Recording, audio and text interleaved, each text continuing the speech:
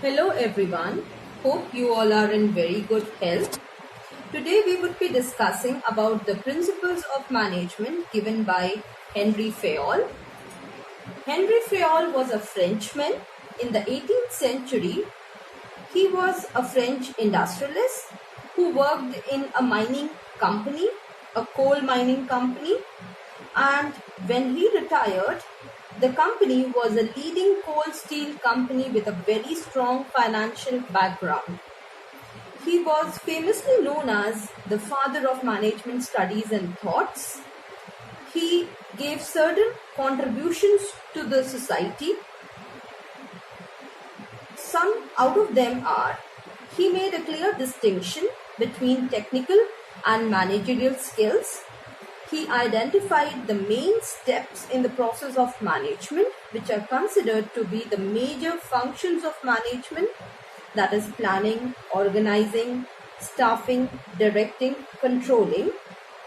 He also developed the 14 principles of management, which acts as guidelines for managers to perform managerial activities. Now, let us discuss about the various 14 principles. These principles are very important and they act as the key for a successful management. The first principle is about division of work. According to this principle, the whole work must be divided into small tasks or units, and instead of assigning the whole work to one person, one task or unit of work should be assigned to one person according to his caliber, qualification, capabilities, experience of that employee. When a person is performing a job of part,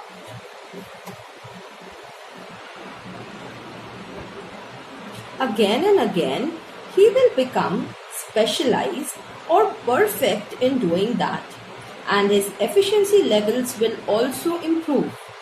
The positive effect of principle of division of work is that it improves specialization, and second, it increases the efficiency of employees as they become experts, and this results in less wastage of resources. Fayol says that not only the factory workers but technical, managerial and skill jobs should also be divided into small segments for specialization. Now, the second principle is authority and responsibility, yet very important principle. According to this principle, authority means powers to take decisions, whereas responsibility means obligation to complete the job assigned on time. So, there must be a balance or parity between authority and responsibility. Excess of authority without matching responsibility may bring negative results, and excess of responsibility without the required authority will not allow the workers to complete his job on time. There is a need to bring a parity between both so that we can maximize the results. The organization should build safeguards against misuse of managerial power. A manager should have the right to punish the subordinate for willful not obeying a legitimate order, but only after sufficient opportunities has been given to a subordinate for giving his or her arguments. The positive effect of this principle is this results in no misuse of authority, and second, it helps in meeting responsibilities on time without any delay. The third principle is about discipline, which refers to general rules and regulations for systematic working in an organization.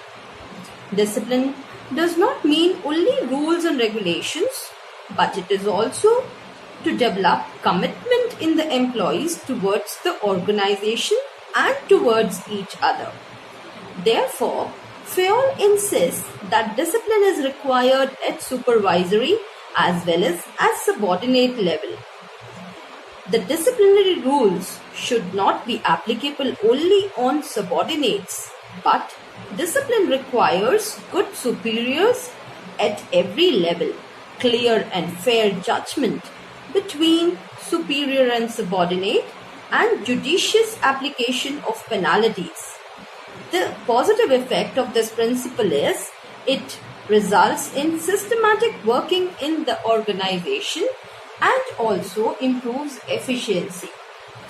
The next principle is unity of command.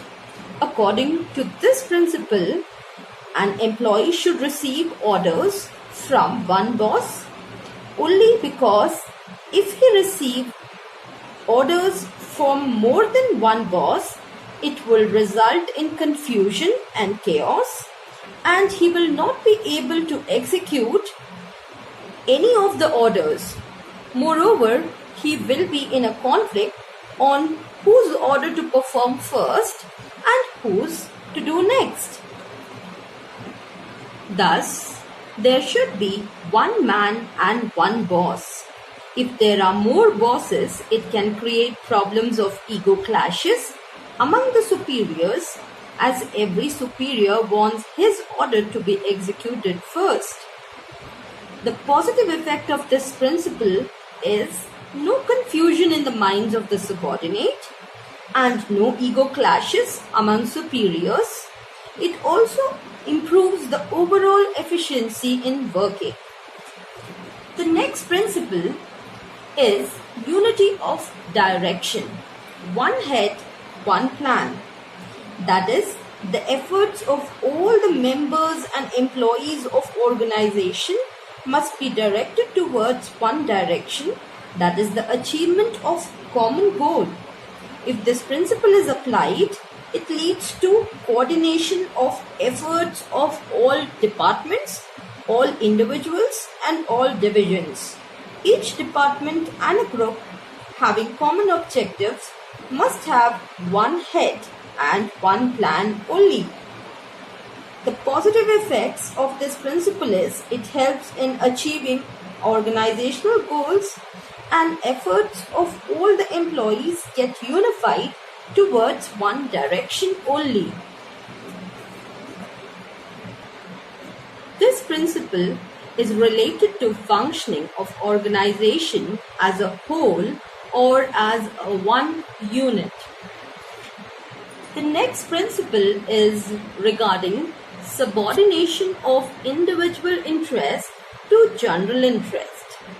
And according to this principle, the interest of organization must supersede or should be over and above the interest of individuals or employees. In the organization, all the employees are working with some objective, and there is always an objective of organization. If the objectives of individuals are in the same direction of organization, then there is no problem. But if it is not, both the groups are in different direction, then it is the manager must try to reconcile individual interest with organizational goals and objectives. One, the individuals have to sacrifice their individual interest for the general interest of the organization. The positive effect of this principle is it helps again to achieve the organizational goals, and it also results in coordination between individuals and organizational goals. The seventh principle is about remuneration of persons. According to this principle, employees in the organization must be paid fairly and adequately to give them maximum satisfaction. The remuneration must be just and fair, because if the employees are underpaid, they will not be satisfied, and an unsatisfied employee can never contribute to his maximum. Dissatisfaction will lead to increase in employees' turnover. So, to have stability in the organization and to get maximum effort from employees, the employees must be paid fairly. By fair wage, we mean according to the financial capacity of the concern, by keeping in mind the Minimum Wage Act of government, and the wage and salaries paid by the competitors is also very important. The positive effects of this principle is the employees get motivated and we can find a lot of commitment and devotion of the employees towards the organization. Next principle is about centralization and decentralization. Centralization refers to concentration of authority or power in just few hands, that is the top management, and decentralization means evenly distributing power at every level of management. So according to Fayol, a company must not be completely centralized or completely decentralized, but there must be a combination of both depending upon the nature and size of the organization. A small organization can be well organized and managed and can use centralized techniques. However, on the other hand, large organization needs to go for decentralization. Secondly, if the employees are efficient and competent, then they can be trusted by having decentralization. And if the employees are unskilled or semi-skilled, they can go for complete centralization. The positive effects of this principle are the benefits of centralization as well as decentralization can be enjoyed by the organization. It also helps in fast decision at operational level and strict control by the top management. The next principle in the queue is principle of scalar chain.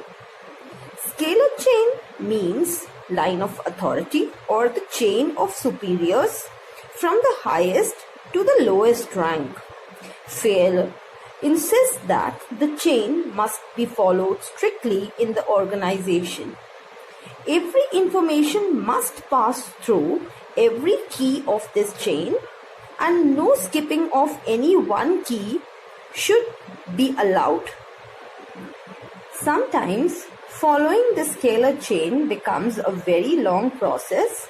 So therefore, in order to reduce delays and in case of emergency and urgent information, Fayol permitted a shortcut in the chain which is called gangplank.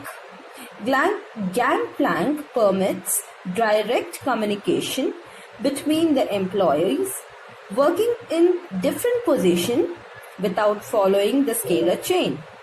This helps in systematic flow of information and would leave no communication gap in the organization.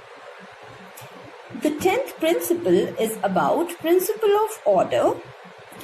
Order does not mean command, but it refers to orderly arrangement of men and material. That is a fixed place for everything and everyone in the organization. Fayol insisted that there must be a fixed place to keep every material and things used in the organization and fixed places or seats or cabins for every employee of the organization so that no time and energy is wasted in search of any material or any person. So the positive effect of this principle is there is no wastage of time in search of men and material, and it results in smooth and systematic working of the organization. The next principle is principle of equity, and herein equity refers to kind, fair and just treatment to employees. Employees will put their maximum efforts only when they are treated with kindness and justice. If a manager is biased in dealing with his employees, then they will get dissatisfied and will not contribute to the maximum of their efforts. Equity does not mean that equal salaries have to be paid to a peon or a supervisor in the organization, but it includes that disciplinary rules, leave rules should be applied to the employees irrespective of their grades or position. Equity means no discrimination on account of gender, religion, language, caste, belief, or nationality. So, this principle helps in satisfaction of the employees in organization, and it also motivates the employees and boosts up the morale of the employees. The principle of stability of tenure of personnel. It refers to no frequent termination and transfer. According to this principle, the management must provide the feeling of job security among the employees, because if they feel insecure, the employees cannot contribute to the maximum of their efforts. Frequent turnovers of employees is a negative indicator for the organization, and such decision must be taken when they are almost unavoidable. Not only turnover, but frequent transfers or job rotations should also be avoided, because it takes some time to a person to learn and get settled on a job, and by the time he gets settled and he receives again a transfer order, then it will be wastage of resources and the employee will not be able to contribute to the best of his to the organization. The positive effect of this principle is it improves efficiency level of employees and there is no wastage of time and resources. Initiative is yet another very interesting principle. It refers to taking the first step with self-motivation, of course. Fayol suggests that employees in the organization must be given an opportunity to take some initiative and must welcome the suggestions and ideas of employees before framing the plans of the organization. The initiative does not mean disobedience. That is, once decisions are taken by management, then every employee must follow it, whether it is according to the employee's suggestions or not. The positive impact of this principle is it develops a feeling of belongingness in employees, and employees achieve the target on time if they are set up with their consultation. The last but not the least, the principle of spirit de corps, which is a French word and means team spirit. Management must encourage and promote team spirit, unity, and harmony among the team members. This will bring coordination and cooperation in the organization. A manager should replace I with we, and this will give rise to mutual trust and belongingness among team members. It will also minimize the needs for using penalties or disciplinary actions. The positive impact of this principle is it brings team spirit and it also achieves in the targets of the organization on time.